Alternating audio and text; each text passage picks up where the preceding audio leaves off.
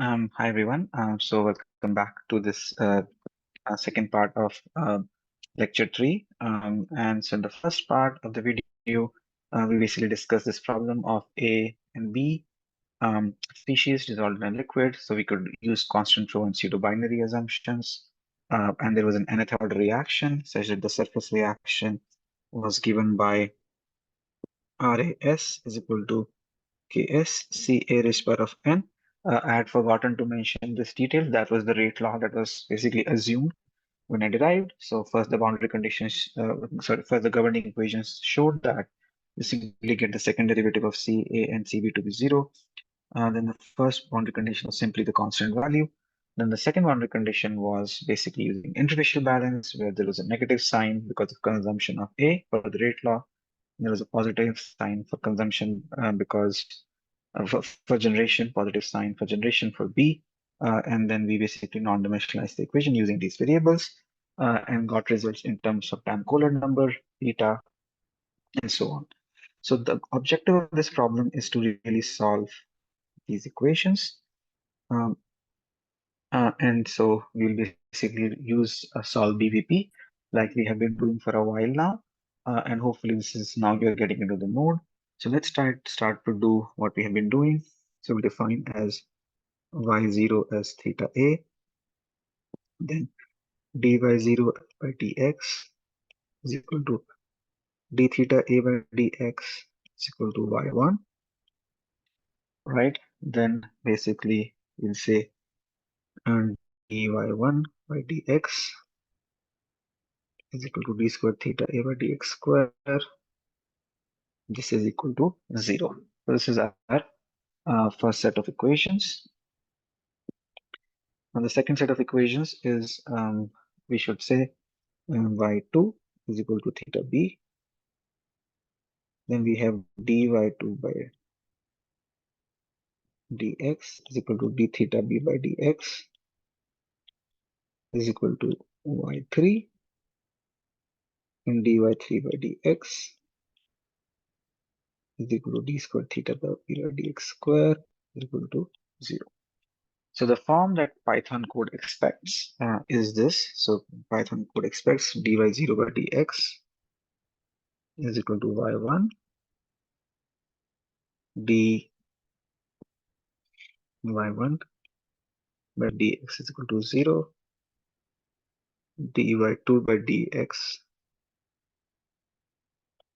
is equal to y3, and dy3 by dx is equal to 0. So these are the four things that we feed to Python. Okay. So this is the things we feed to Python. So we will do this together after we first finish this. Then we'll go to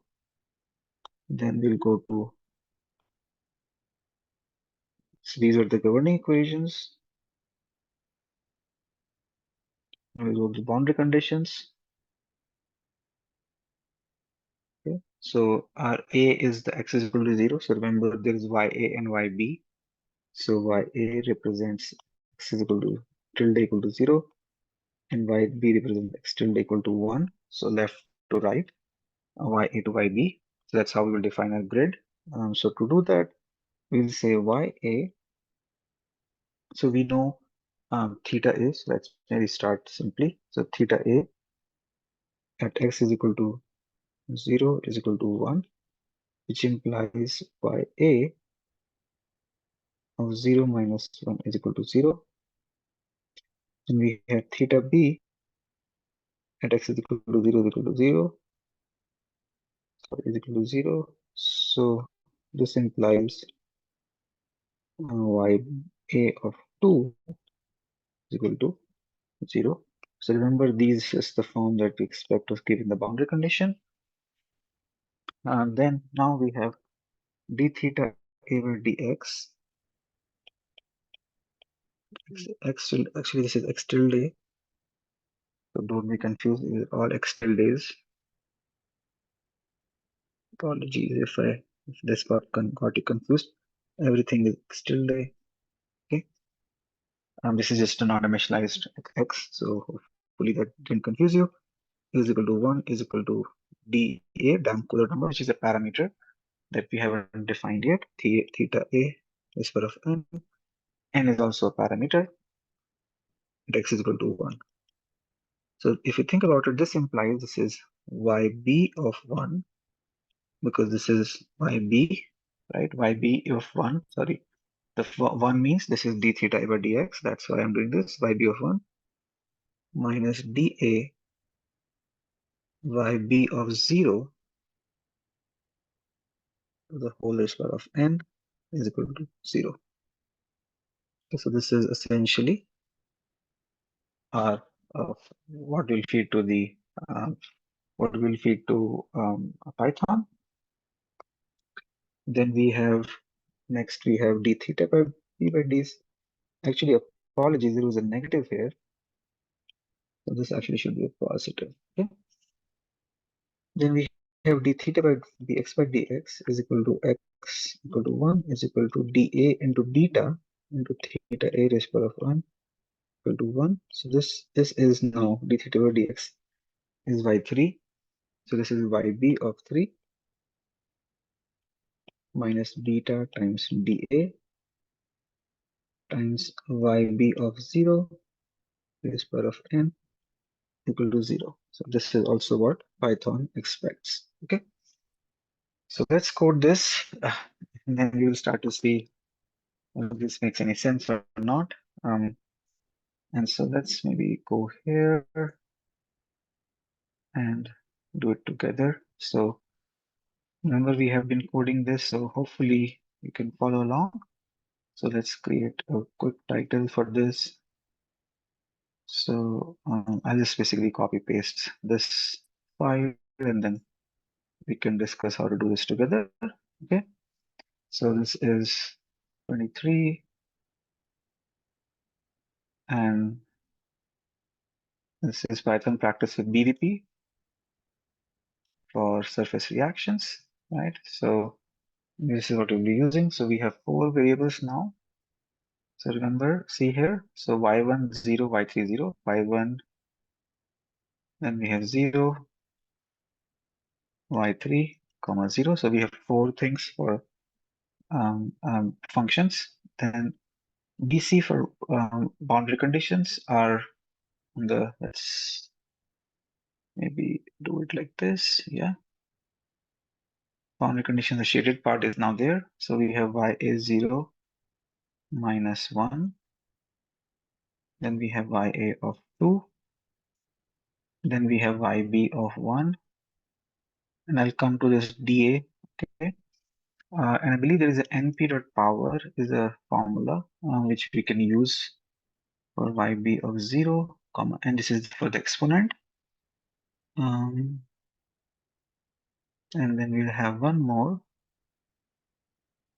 which we haven't defined this by dA and so which will come to in a second. Then we actually this is yb plus 1. So let me just carry forward, keep going. I'll define these parameters in a second. Just give me 1 second, okay? And then fourth is yb of 3. I'm just copy pasting what I've written in the notes into dA into nb of power, and there is a beta as well. Okay, so there are 3 parameters, and to do that, we'll basically define those 3 parameters as and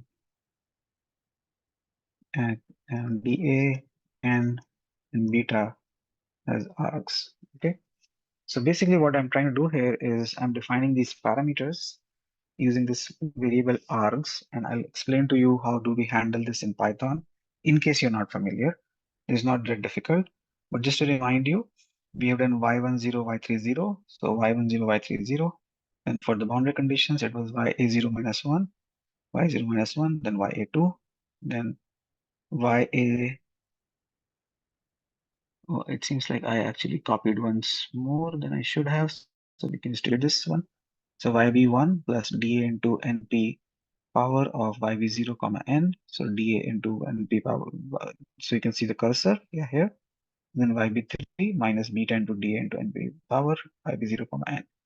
So basically, I've just given I've just given the values.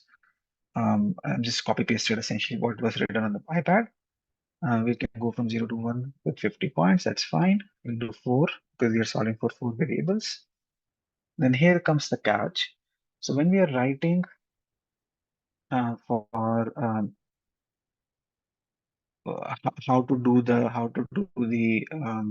how to pass this parameters, because this only expects YYB, we'll say, I'll just show you how to do this beforehand. Is essentially you use something known as lambda. Okay, so essentially I'll just copy paste this and show you how to do this. You can essentially go here and you can say lambda YAYB, and then you can say args. Okay, and you can say BC here, YAYB args. So what's happening here? Apologies, I think we can just say YAYB and not even this, just this. Okay, so and we'll define args here as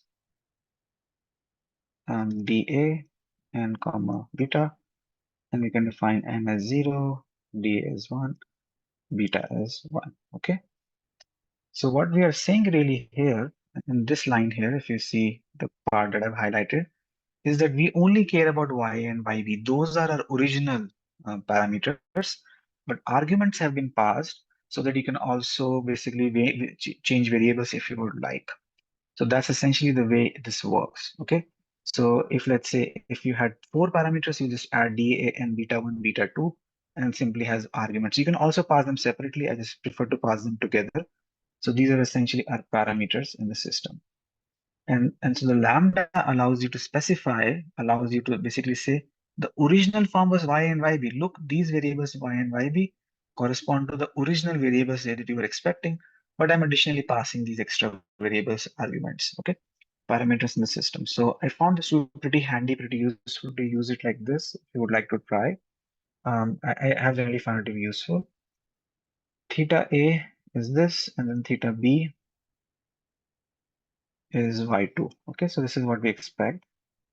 And so let's now start to plot these values. Theta A could be, let's say, black line, then theta B could be blue line, or maybe let's do red and blue.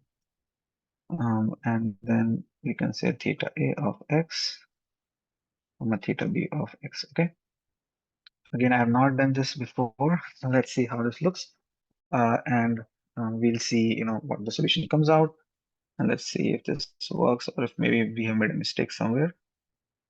Okay, so there is hi everyone. So I think I figured out the error. It was a pretty small error actually. So when we are writing this function for BVP, we cannot simply write 0 here. If the derivative is 0, you have to make sure that the values are the same.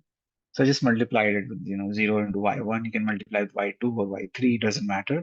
As long as it's multiplied with 0, you'll just get the size right. And so then I solved. This is the solution. So when you do this, then I started to see this value. And this makes sense because if the n is equal to 0, then what happens is if n is equal to 0, then our boundary condition here simply becomes that the flux or the derivative is a constant number depending on the damped Euler number.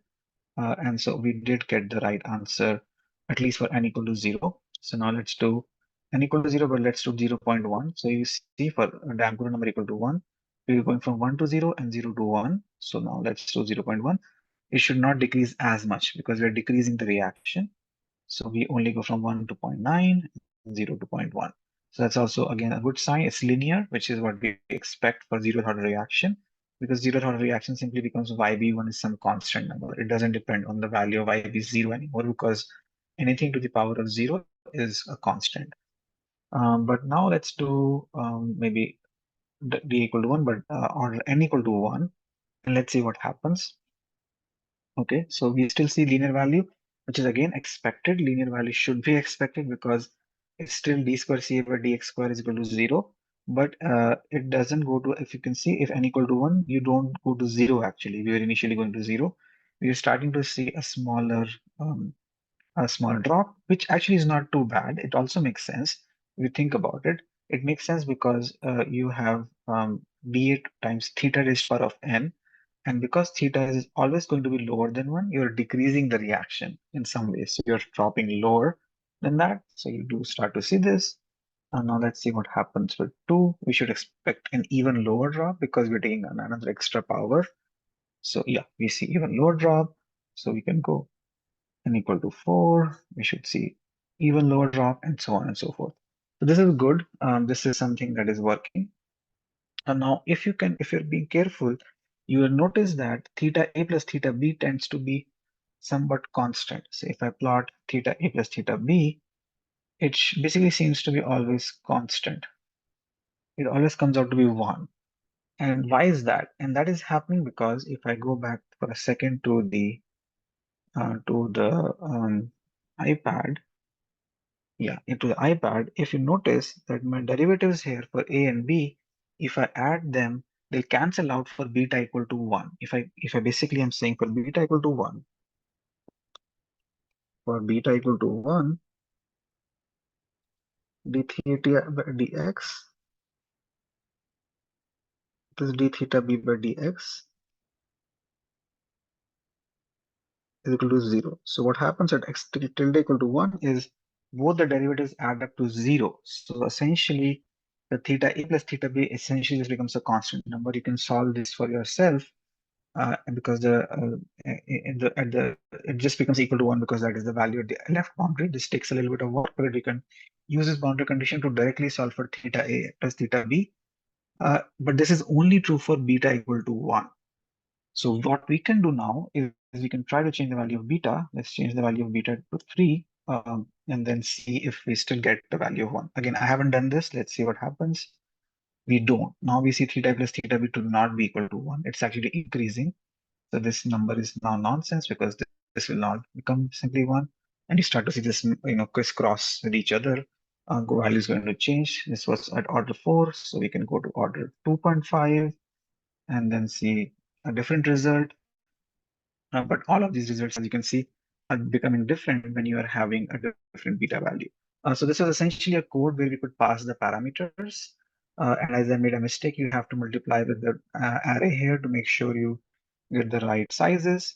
But hopefully this was helpful. I'll talk again about this on Thursday and then hope to see you in the next lecture.